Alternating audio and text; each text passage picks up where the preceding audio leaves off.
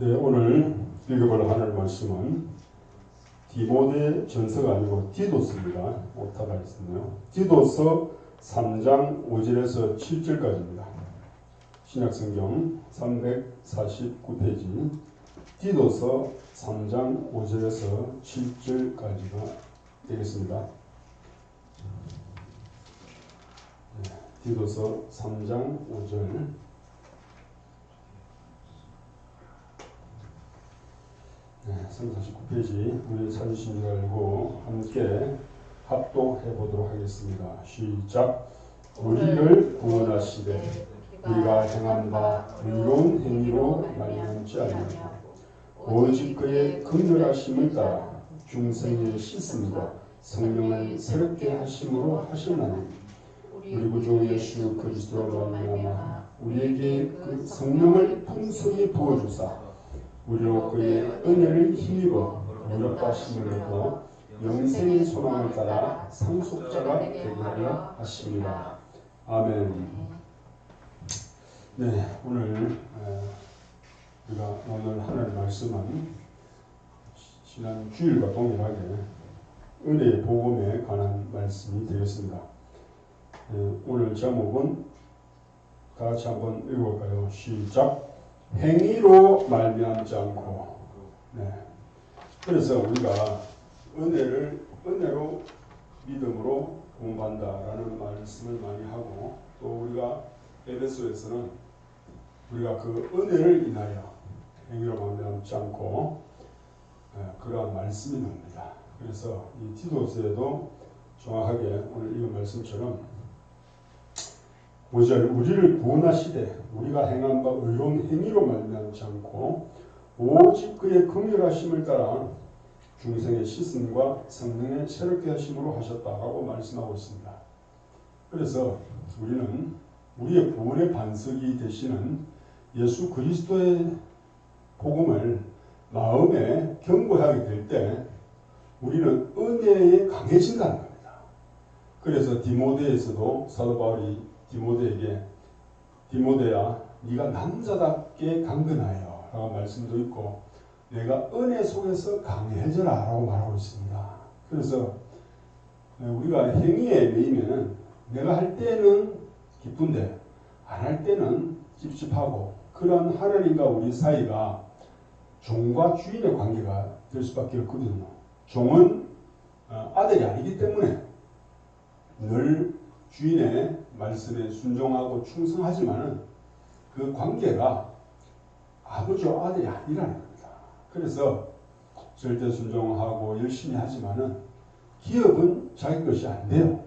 근데 종도 열심히 하면은 종이 아들인 채 하리라 라는 말씀도 나오지만은 근데 우리는 예수 그리스도로 말미암아 거듭나고 하나님으로 말미암아 구원을 받은 우리는 신분 자체를 우리 주님이 자녀로 다시 복원했기 때문에 우리는 아들로서 살아간다는 겁니다.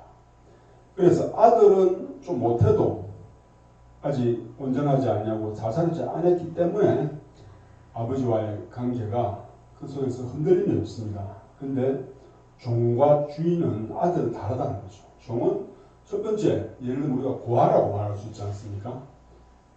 자기 피로 산 아들이 아니고 의붓 아들, 양아들 같으면은 아직까지 주인의 사랑을 모를 때 눈치를 그려보는 거라. 내 집이 아닌 것 같고. 제가 그랬어요, 옛날에. 제가 복음을 어렴풋이 알고 교회를 다니는데 젊었을 때 그때가 대형교회였어요. 대형교회. 우정동에 있는. 근데 뭔가가 그 사람들하고 안 어울리더라고. 마치 의붓 아들처럼 뭔가 교회 안에 평안함이 없고 내가 뭔가 전도를 해야 되고 열심히 해야지 하나님을 기뻐하는 그런 관계였는데 거듭나고 나보니까 하나님의 복음을 깨닫고 나니까 정말 내 신분이 돌아온 탕자에서 아들의 신분이 되니까 그 마음에 쉼이 있더라고요. 그래서 우리는 항상 그 은혜를 인하여 내 행위와 상관없이 예수께서 십자가에 나를 위해 죽으신 그 은혜 때문에 우리가 살아간다는 겁니다.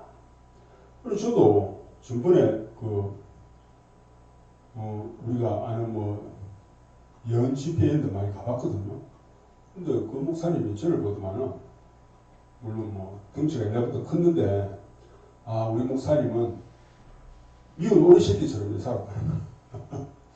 왜냐하면 제가 덩치가 크다 보니까 사실은 어떤 목회자로서 덩치 큰 사람 많이 없어요. 빌리 그람 목사님 좀 크더라고요. 그런 분은 진짜 세기에 한 번 모는 사람인데, 그래서 그분이 참 얘기하는데 참 그 말이 맞더라고요.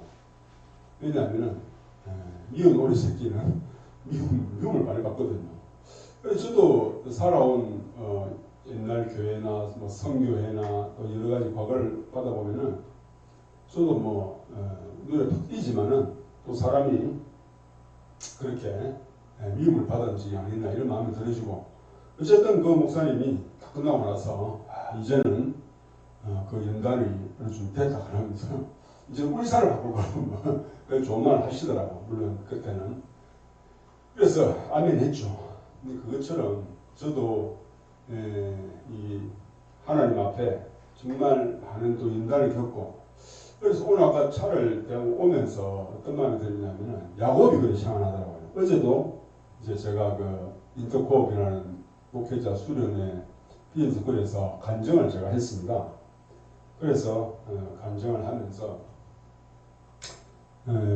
연약한 부분에 기도를 해달라고 우리 가시는 목사님들 대표적으로 이야기하면서 저는 저도 젊어서 힘 좀 쓰고 했는데 이제 나이가 들으니까 다리가 왜 아픈지 모르겠다고. 그래서 기도해달라고. 왜냐하면 제가 가는 그 튀르키예 그거는 한 해외를 가면은 F4라고 하더라고요. 필드 오퍼레이션이라는데 거기 그런 데 가면은 최소 하루에 5km에서 10km를 걷는답니다. 전도하러 가니까. 그러니까 저도 부담스럽지만은 또 그렇게 그래야 되고 또 사람들과 또 맞춰야 되기 때문에 그래서 기도를 부탁하고 또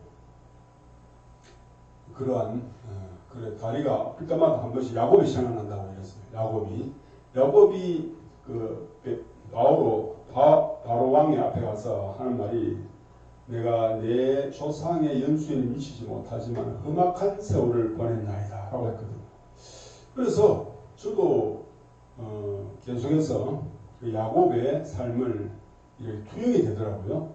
야곱이 물론 17년 동안에 바다나라면서 삼촌의 양을 치면서 많은 고생을 했고 또 여자를 얻는데 7년 또 밖에서 양을 치는데 10년, 17년의 기간을 거쳤지만은 또 야곱이 그 바다나라면서 자기의 가족들을 데리고 나올 때도 쉽지 않았지 않습니까?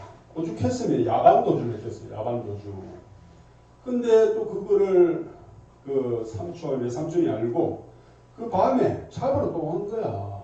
와갖고 네가 내 자손들을 데리고 왜 도둑놈처럼 도망가느냐 하면서 막 다그칠 때 하여튼 야곱이 변명한 나오잖아요.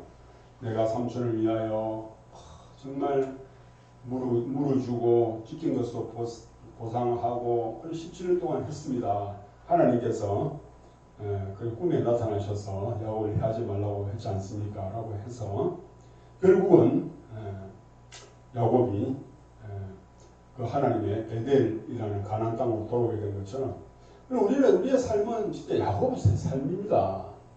이 세상에 정말 그 형이라는 그러한 자기 앞에 있는 그 장자권을 얻기 위해서 물론 속이기도 하고 또 자기가 대신 축복을 가로채서 물론 또 젊었을 때 이렇게 외삼촌으로 피신하고 또 그러한 고난을 겪으면서 우리 인생도 별반 다르지 않다는 거죠.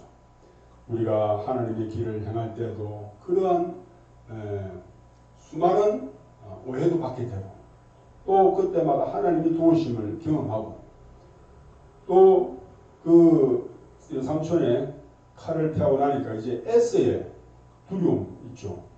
그래서 그 야복 강가에서 다 가족들을 떠보내고 다 보내고 이제 홀로 하나님과 독대하잖아요. 그러면서 하나님과 씨름하는 중에 네 이름이 무엇이냐? 나는 야곱입니다. 이러니까 이제는 야곱이라称하지 아니하고 이스라엘이라称하리라. 하나님과 겨루 이겼습니다. 라고 말했거든요. 사실은 그때는 야곱이, 우리가 야곱의 연대기를 보면은 야곱이 그 라헬을 만날 때가 그 60세 우리가 볼 때, 그리고 돌아왔을 때는 거의 한 80세, 우리의 연대기하고 달라요. 그러한 야곱의 늦게 하나님을 경험하는 그런 걸 보면은 우리도 동일하게 야곱처럼 인생의 삶이 험난하다는 거죠. 그래서 자기의 한독뼈도 위골되었고 다리는 쩔뚝쩔뚝하지만은 하나님께 항복한 그 축복, 그죠? 우리가 히브리 말로 하나님의 축복이라는 바르크라는 그 뜻이 하나님께 무릎 꿇다 이 말이에요. 그래서 하나님 앞에 온전히 야곱의 자기가 자아가 무너지고 하나님 앞에 복종해서 하나님 무릎 꿇은 것을 보시고 이제 하나님은 네가 하나님과 싸워 이겼다라고 말씀해 주시더라고요. 그것이 야곱에게는 축복의 길이라는 거죠. 그래서 우리는 때로는 내 욕망으로 달려가다가도 그러한 수많은 연단과 하나님 앞에 훈련을 받고 나서 우리의 모습은 이제 육신을 그 의지할 수 없는 그 환도뼈가 위결돼서 그 야곱도 하나님 앞에 굴복이 되어서 그 이제는 그러한 가나안 땅에 돌아가서 나중에는 요셉을 또 만나는 그런 축복을, 노년의 축복을 받은 것처럼 우리의 인생도 어쩌면 지금 이 시간에도 하나님 연단하고 계신다는 겁니다. 우리의 원치 않은 질병, 그죠? 우리 또 연약한 질병으로 말미암아 우리 그 집사님도, 그죠? 정말 내가 온전한 몸 같으면 세상에서 나가서 정말 뛰놀고 할 건데 하나님 이 질병을 주셔서 감사합니다 하는 그런 간증을 한 것처럼 바울도 나의 연약함이 곧 강함이다 라고 한 것처럼 우리는 야곱처럼 하나님이 만드신, 하나님이 그 성령으로 말미암아 우리가 그 연약함을 자랑함으로 말미암아 주님을 의지하게 됐다는 거죠. 그래서 야곱은 이제 그 후반부에 성화의 삶을 살잖아요. 그래서 정말 야곱을 만날 때도, 요셉을 만날 때도 옛날 같으면 절대 베냐민을 내줄 수 없어 할 건데 이 베냐민을 정말 애굽에 보낼 때도 죽으면 죽으리다 하면서 이제 베냐민을 내놓게 되고, 그럴 때 하나님께서 요셉을 만나는, 그래서 그러한 은혜를 누리듯이 우리의 인생은 그리스도의 학교라 합니다. 이 예수 그가 아들이시라고 받으신 고난으로 인하여 온 정죄되었은즉 하신 말씀처럼 우리는 이 땅에 살면서 우리의 육신의 고난을 받는 것을 통해서 그리스도를 배우고 그 하나님의 학교에서 연단을 받는 것이라는 거죠. 그래서 우리가 죽을 때까지 그런 예수 그리스도로 말미암아 고난에 동참하는 자가 되었다는 겁니다. 저도 사실은 우리 집사님의 권유로 또 소개로 인터콥을 훈련을 받았지만 저도 이렇게 일이 커질 줄 몰랐어요. 커지다기보다도 제 캐파를 뛰어넘는 일을 하게 됐으니까 보통 목사님들이 성지순례 가려면 한 10년 동안 부금 넣듯이 돈을 넣고 해서 가는데 저도 12주 동안에 그러한 인터콥 목회자 수련회를 마치고 목회자 스쿨을 마치고 이제 훈련이 끝난 게 아니고 결국 해외 선교를 가야지 이제 그것이 목적이거든요.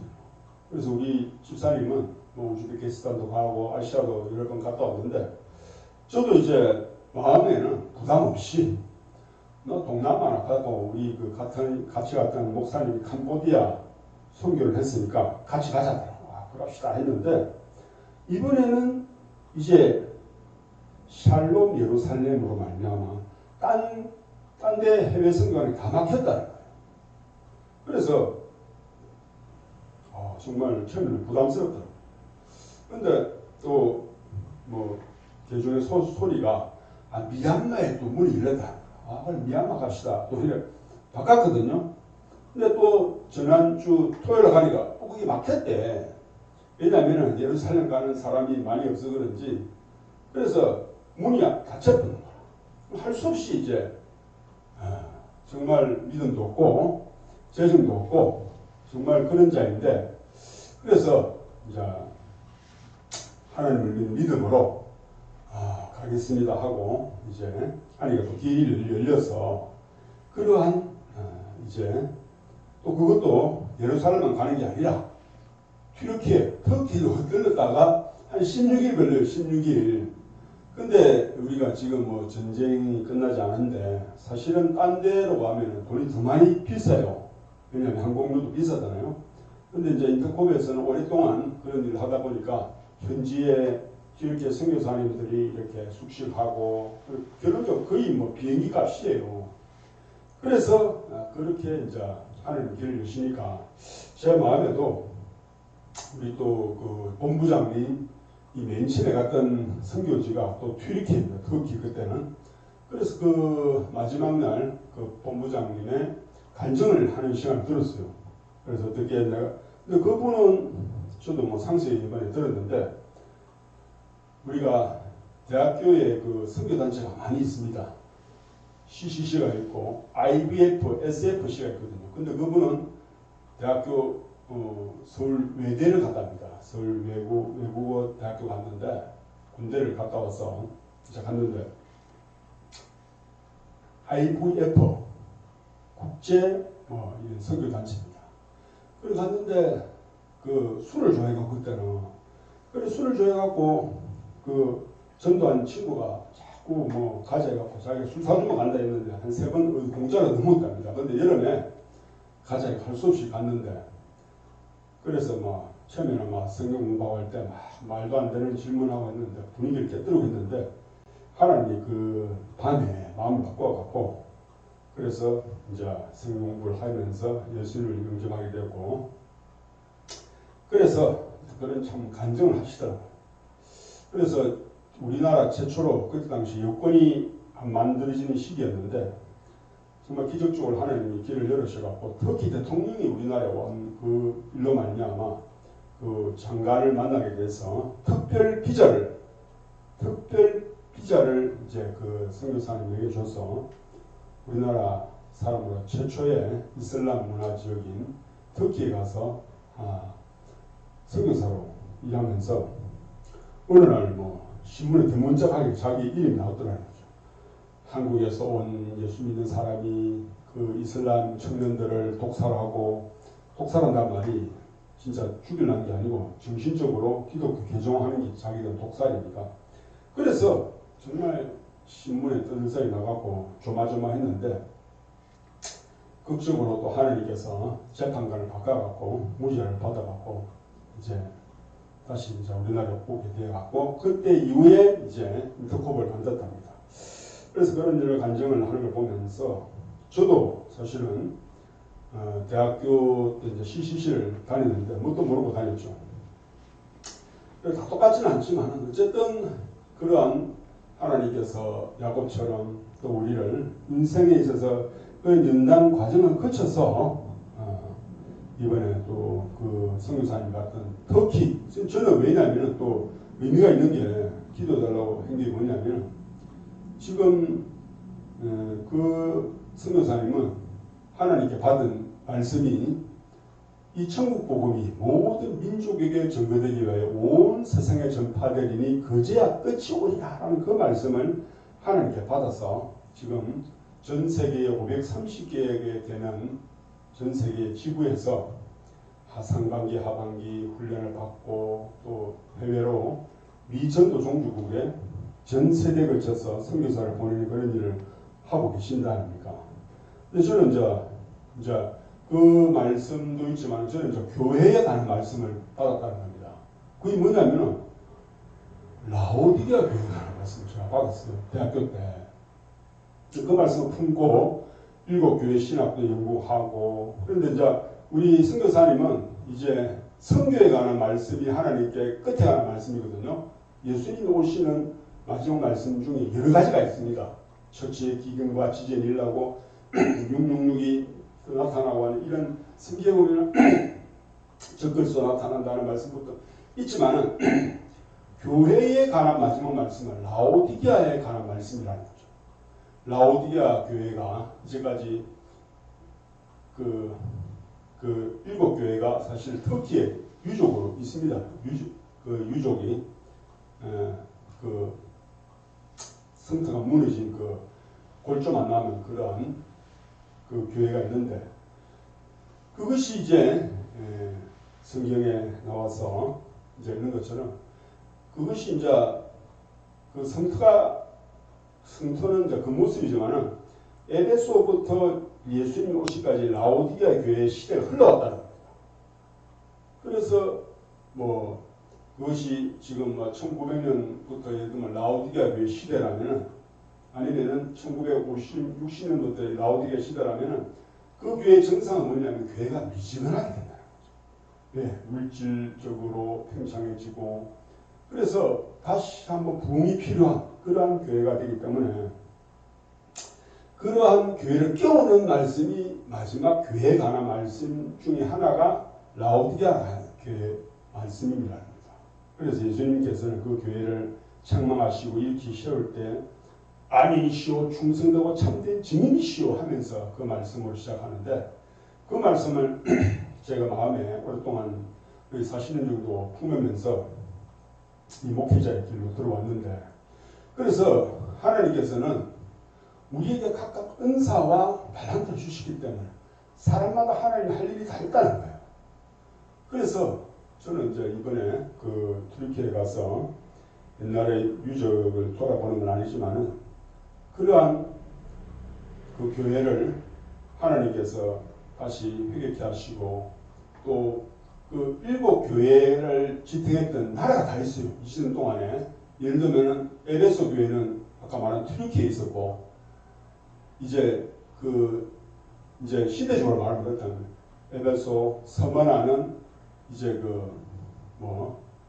핍박의 교회니까 로마 교회가 되죠. 로마. 나라가 다 있잖아요. 튀르키예는 에베소가 속한 나라가 터키고, 서머나는 로마라는 거죠. 그래서 세계의 복음을 이끌었던 2000년 동안의 기간 동안에 이끌었던 그러한 나라들이 있다는 거예요. 그것이 터키, 로마, 또 독일, 이렇게 나라가 7개 나라가 있다는 거죠. 그래서 이제 라오디게아 같은 경우는 우리 한국 교회라. 예를 들면 한국 교회가 라오디게아고 미국 교회가 필라델피아 교회입니다. 1980년대 모든 세계의 열방에 복음을 전했던 그런 미국의 찬란했던 필라델피아 역사가 있어요. 라오디게아 교회는 한국 교회라는 거죠. 지금 마지막 교회가 마지막 복음의 최선방에 있는 한국. 그것 때문에 이제 독업도 나오고 K-팝도 통해서 하나님 문을 여신다는 거죠. 그래서 그 7개 나라를 보면은 터키, 로마, 이탈리아, 그리고 이제 에베소 서머나 버가모 같은 경우는 또 나라가 있죠. 그래서 독일, 그래 영국, 미국, 한국 7개 나라가 되는 거예요. 그래서 저는 또 교회사적으로 이걸 신학적으로 그걸 이제 7교회를 가서 이렇게 서는 걸 하나님 앞에 다시 일어서라고, 다시 한번 너희들이 옛날에 1800년도 영국에 복음이 이끌었던 그 교회를 일으킨 그런 사명을 줬다는 거예요. 어쨌든 그래서 이제 그러한 신학도 지금 준비하고 있는데, 그래서 이제 하나님께서 마지막 엘리야의 심정으로 교회를 다시, 그래서 성경에 보면은 예레미야서에 보면 이른비와 늦은 비 역사가 있습니다. 이른비는 초대교회 때 굉장히 하나님의 성령을 축복한 그 이른비. 늦은 비의 역사가 뭐냐면 마지막 때 하나님께서 다시 한번 전 세계적으로 교회의 부흥을 다시 한번 주신다는 거예요. 왜냐하면 어마어마한 핍박과 적그리스도 오기 때문에 알곡과 가라지를 갈라내는 늦은 비의 역사가 있다. 그것이 이제 교회를 통해서 일으킵니다. 일반 성도들이 또 하긴 힘들어요. 왜냐하면 성도들은 직장을 다니고 하지만 근데 최소한 목회자들은 정말 그들의 삶을 하나님께 헌신했고 또 성도들 좀 달라 목회자들. 사실 이번 주 중에도 우리 옛날에 신학교 갔던 목사님들이 얘기 왔어요. 예배를 드렸어요. 25일 날. 그 목사님들이 옛날에 어떤 목사님이 이성 목사 설립을 가져말했는데 그분 자체가 진짜 와서 헌금도 하고 가고 또 예배도 드리고 같이 식사도 했습니다. 근데 왜냐하면 제가 그분들 다시 있는 학교를 가는 것이 아니라 그분들 교단을 가는 것이 아니라 저는 그랬습니다. 이제 내가 새로운 성교회를 만들고 싶다. 그것이 뭐냐면 아멘 충성 성교회다. 마지막 교회를 깨우는 예수님의 지상 사명을 완수하는 교회 주신 그 말씀으로 그렇기 때문에 우리 신학교 한 목사님뿐만 아니라 다른 어떤 목사님들도 와서 이곳에 합류해서 이 비전을 가지고 하나님께 충성된 마음으로 하면은 하나님 반드시 일하신다. 그래서 저도 인터뷰에서 많이 좀 배웠지만은 그런 걸 만들고 싶어요. 제 마음에. 하나님이 또 허락하시면 하겠죠. 삶으로 되지 않으니까.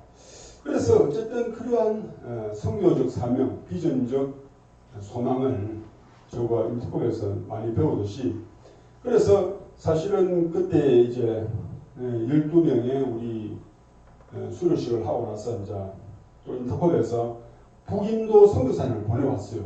왜냐하면 수료식 하니까 또 말씀도 전하고 있는데 근데 인터뷰에서는 솔직히 말하면 목회자에 대한 노력이 조금 떨어져. 왜냐하면 평신도 선교이기 때문에. 근데 물론 해외 선교를 하고 그 제발 선교사님이 진짜 권위나 이런 것 없이 순수하게 하시지만은 목사들이 안 움직이는 거라 인터뷰에 대한 삐딱의 시선이 제가 볼 때도. 왜냐하면 목사들은요 뭐 대학교 나오지 또 신학을 하지 뭐 조직 신학 머리 아픈 것도 하지 그리고 또 젊었을 때 내 목사님은 정말 힘들게 왔어요.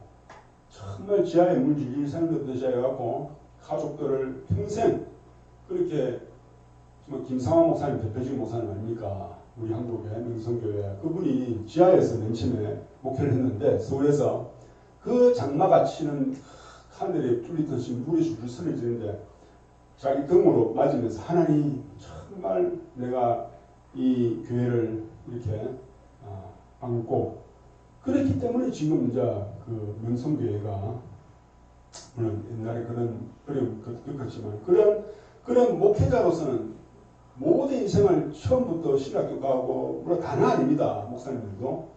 그러나 우리가 조영기 목사님이나 또 여러 목사님들 보면은 정말 하나님 앞에 젊었을 때 자신을 드리고 또 수많은 목회를 하면서 양들 한 사람 한 사람을 세워가면서 우리 정영 주사님도 알 거예요. 한 사람 세우기 얼마나 힘든지 교회 안에 영적으로 그러한 평생을 교회를 위해서 교회를 세우고 또 그렇게 한 목사님이기 때문에 그분들은 큰 교회가 되면 인터콥 통해서 하고 자체에서 선교사를 보내거든요. 그렇기 때문에 좀 파악이 잘 안 돼. 좀 인터콥을 좀 살펴야 봐. 그냥 그들의 목사님들의 삶이 그래서 물론 뭐 또 타락하기도 하고 뭐 이상한 그런 나기도 하지만 그래서 그 목사들을 그 교회로 움직이려면은 단순히 선교를 한다는 이 마음으로 안 되는 거라.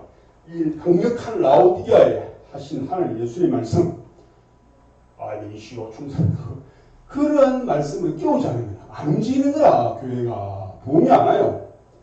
그래서 예수님의 음성으로 대언하는 그래서 계시록에 대언의 영이 있다. 하나님 마지막 그 사람들의 마음을 움직이는 우리가 대통령도 대변인 있잖아요. 대통령이 다 안 합니다. 미국 백악관에는 새파란 젊은 애가 하고 우리나라도 옛날에 강민재인가 그 사람이 했는데 대독하는 거라 대신하는 거라 그것이 라오디게아에 하나님 주신 말씀인데 목회자라고 또 하나님의 충성된 사람으로 라오디게아에 관한 메시지를 분명하게 엘리야의 신경으로 전하면은 무너지게 돼 있는 거라 교회가 무너진다는 거 비지근하면서 회개할 수 있다는 거 그래서 그것이 이제 2000년 동안 교회사를 충칭해 갖고 그것이 이제 아멘 충성 선교가 되면은 전 세계적으로 나가서 그 잃어버린 복음의 열정적인 그 7나라를 깨우면은 다 돌아와요. 전 세계 교회가. 그래서 우리 인터컵에도 글로벌 얼라이언스가 있습니다. 전 세계적인 동맹이라는 뜻이거든요. 그래서 저도 그걸 보면서 아멘 충성 선교회는 이제 믿음의 글로벌 얼라이언스, 믿음 예수를 믿는 교회로서 하나가 뭉쳐질 때 우리가 그 하나님의 마지막 추수를 예견하고 하나님의 교회 안에서 먼저 심판이 이루어져야 된다는 말씀처럼 교회가 정말 예수님의 그 말씀을 듣고 깨어져서 마지막 추수를 기다리고 늦은 때에 성령의 늦은 비의 역사를 오게 하는 그러한 선교회로 이제 하나님 그 마음을 주셨습니다. 그래서 어제 다 이야기를 못했지만은 그래서 그러한 선교의 비전과 목회의 비전을 주시기 때문에 이제 그러한 믿음에 합력하는 그러한 동맹을 맺어갖고 마지막 이 세대 안에 이제 미전도 종족국부터 시작해갖고 지금 뭐 이 세상에 지금 얼마나 빨리 돌아가는지 몰라요. 지금 우리가 인공지능으로 이야기하지만 지금 양자 컴퓨터가 이제 나오기 시작합니다. 그러면은 인공지능보다 더 빠른 그러한 세상에 대해서 사람이 정말 아무것도 할 수 없는, 그래서 기본 임금만 받고 사는 거라. 우리가 이번에도 임금 받는 사람이 상위 70%안 되는 사람 다 받았잖아요. 그렇처럼 이제 정부에서는 또 오늘 뭡니까? 뉴스 났잖아요. 삼성전자에서 주식이 옛날에 감자 주식을 감해갖고 6만원짜리가 지금 30만원 됐거든요. 50만원짜리 간대요. 지금이라도 사랍니다. 사람들이. 우리나라 사람이 SK 하이닉스하고 삼성전자 주식 갖고 있는 사람이 100만 명이 있는데, 아니, 한 300만 명 이상 된답니다. 그럼 우리나라 사람 중에 돈을 그거로 많이 벌었다는 거라. 저도 이번에 그 예루살렘 간다니까 그 동부청장 후보였던 그분이 지금은 그만뒀지만은 주식을 좀 팔아니까 돈이 됐는가 봐. 그래서 목사님 후원하겠습니다 하면서 50만 헌금하고 하셨거든요. 그래서 우리나라 사람들이 우리는 70% 일하고 거의 일하지만은 돈 있는 사람들은 다 벌었다는 돈을. 우리나라 사람들이 지금 보이지 않게 흥청흥청 살고 있어요. 동사무소 가면 밥 한 국에 다 줍니다. 반찬 항상 있어. 그래서 이러한 시대이기 때문에 이제 이 정권과 더불어서 이제 사람이 일을 안 하고 그 기본 소득만 받고 생활할 수 있는 사람입니다. 그러면 어떻게 됩니까?